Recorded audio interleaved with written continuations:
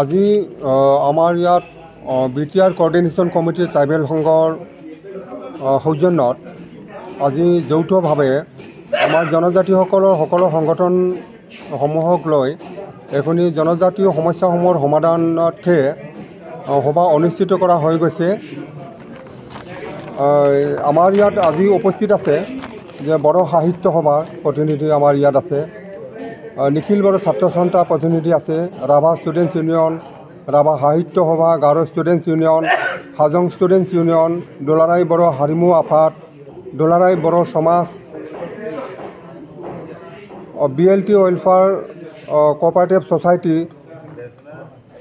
NDB welfare united NDB তেওঁলোক আছে, UBO আছে আৰু united Bodo people's federation, Harimu Afad, এই সংগঠনৰ নেতৃবৃন্দসকলৰ উপস্থিতিত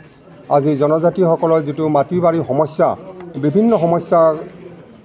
এই সমস্যাবিলাকৰ সমাধানৰ অৰ্থে আজি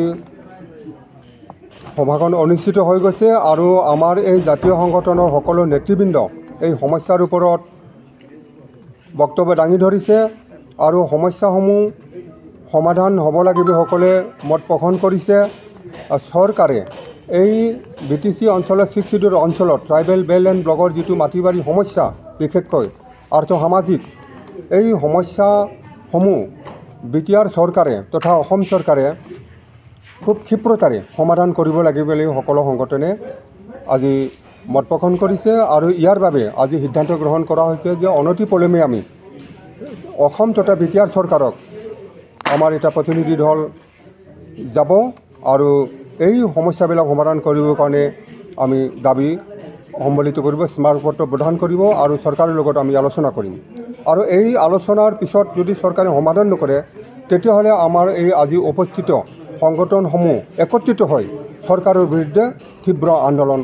আমি ঘোষণা কৰা হ'ব। যেনেদৰে আমাৰ BTR অঞ্চলত নেপালীসমূহকে সকলো নেপালীকে গৰ্খা হিচাপে প্ৰটেক্টেড কৰিব বিচৰা যিটো নটিফিকেশ্যন জাৰি কৰিছে, এইটো আমাৰ BTR বা 6 শিডিউল অঞ্চলত ট্ৰাইবেল বেল্ট এণ্ড ব্লকত খুবেই ক্ষতিকাৰক সিদ্ধান্ত চৰকাৰৰ, BTR চৰকাৰৰ। যেনেধৰণে ট্ৰাইবেল বেল্ট এণ্ড ব্লকত অবৈধ বেদখলকাৰী যিটো নন বনাফাইড যিসকল ব্যক্তি আছে,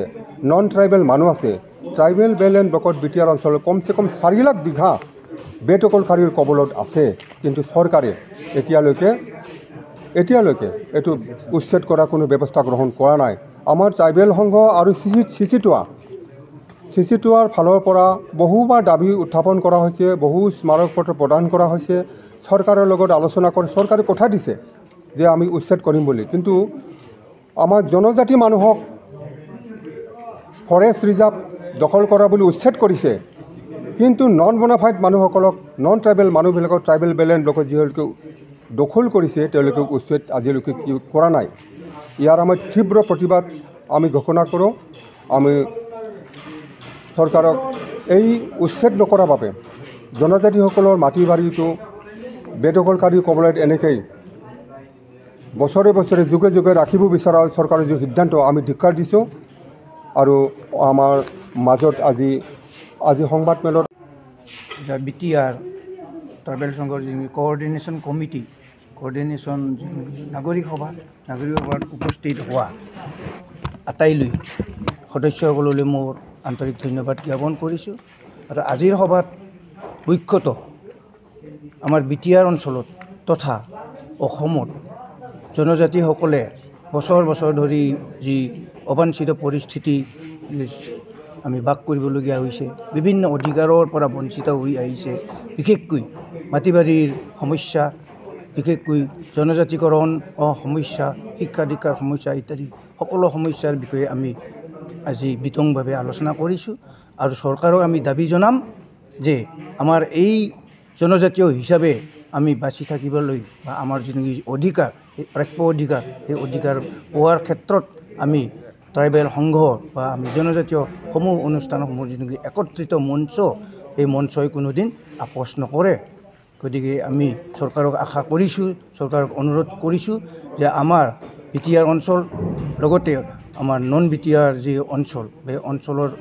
জনজাতিসমূহৰ যিখিনি প্ৰকৃত সমস্যা সেই সমস্যাসমূহ চৰকাৰে অনুধাৱন কৰিব লাগে আৰু আমাৰ যিখিনি প্ৰাপ্য অধিকাৰ সেই অধিকাৰসমূহ প্ৰদান কৰাৰ ক্ষেত্ৰত যিখিনি পদক্ষেপ সেই পদক্ষেপ গ্ৰহণ কৰিব লাগে সমস্যা আছে স্কুল কলেজবিলাকৰ সমস্যা আছে আমাৰ জনজাতিকৰণৰ সমস্যা আছে বিভিন্ন ধৰণৰ ধৰ্মীয় সমস্যা আছে আৰ্থিক সমস্যা আছে এই সকলোবিলাক সমস্যা এই সমস্যাসমূহ আচলতে চৰকাৰৰ কিছুমান ব্যৱস্থা বা চৰকাৰৰ কিছুমান যিখিনি অভিসন্ধি সেই অভিসন্ধিৰ ফলস্বৰূপে আমি সেই অধিকাৰসমূহ আমি লাভ কৰাৰ পৰা বঞ্চিত হৈ অহা দেখিবলৈ পোৱা গৈছে তেনেকুৱাকৈ আছে শৰণীয়াসকল আছে ন শৰণীয়াসকল আছে যে শৰণীয়া ভাইসকলে যে তেওঁলোকে যিটো নেকি তেওঁলোকক শৰণীয়াসকল যে আচলতে শৰণীয়া বুলি কোনো ধৰণৰ জনজাতি নাই গতিকে তেওঁলোকক জনজাতি বুলি যি চাৰ্টিফিকেট দিব ওলাইছে সেইটো অতি দুৰ্ভাগ্যৰ বিষয় আৰু আমি ইয়াৰ তীব্ৰ প্ৰতিবাদ জনাইছোঁ আৰু তেওঁলোক যদি জনজাতি হ'ব লাগে তেতিয়াহ'লে তেওঁলোকে যিকোনো এটা জনজাতীয় যিটো নেকি উপাধি বা টাইটেল সেই টাইটেলসমূহ গ্ৰহণ কৰিব লাগে আৰু সেইটো আমাৰ ট্ৰাইবেল অংগৰ দাবী সাধাৰণ সম্পাদক বহুকেইটা দল সংগঠন ট্ৰাইবেল দল সংগঠনে এক হৈ পেলাই আমি এটা কোঅৰ্ডিনেশ্যন এটা আমি অবজাৰ্ভ কৰিছিলোঁ কথাবিলাক সঁচাকৈ BTRত ভিতৰত থকা BTRও এনেই 6 চিডিলত এইবিলাক ঘটনা হোৱাটো আমাৰ কাৰণে বহুত দুখৰ বিষয় কাৰণ 6 চিডিলত এইবিলাক হ'বই নালাগে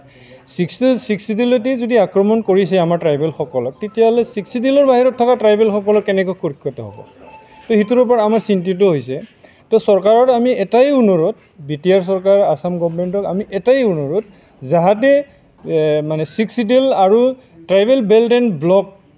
সেই দুটা জায়গাত যেন মানে চৰকাৰে কোনো ধৰণৰ হাত নিদিয়ে সেইটো আমাৰ কাৰণে ছেফ আছে এইটো আমাক সদায় ছেফ লাগে আৰু সেইটোৰ ওপৰত যদি কোনোবা নজৰ দিয়ে তেতিয়াহ'লে আমি সদায় বিৰোধিতা কৰিম আৰু কৰি যাম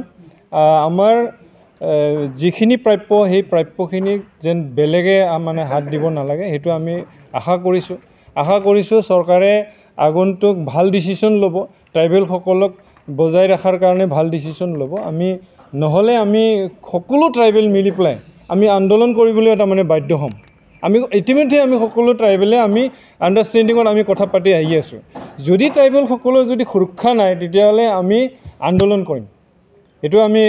আজিৰ যিটো মিটিং এই মিটিঙত আমি ডিচিশ্যন লৈছোঁ